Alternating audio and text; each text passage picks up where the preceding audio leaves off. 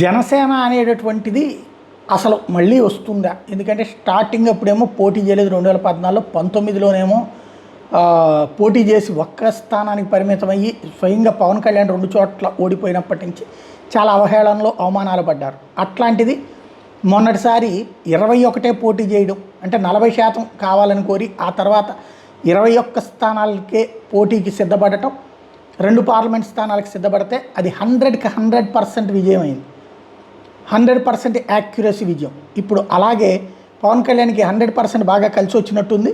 మహారాష్ట్ర ఎన్నికల్లో తను ప్రచారం చేసినటువంటిది, మహాయుత కూటమి తరపున బీజేపీ తరపున ప్రచారం చేసినటువంటి డేగ్లూర్, బోకర్, లాతూర్, షోలాపూర్ నగరంలోని 3 స్థానాలు, బల్లార్పూర్, చంద్రాపూర్, పూణే కంటోన్మెంట్, హట్సర్పూర్, కస్బాపేట్ నియోజకవర్గాల్లో నేను మహాయుతి అభ్యర్థుల్ని అంటే బీజేపీ, శివసేన, తర్వాత అజిత్ పవార్, ఎన్సీపీ వాళ్ళని గెలిపించమని అక్కడ రోడ్ షోలు చేశారు.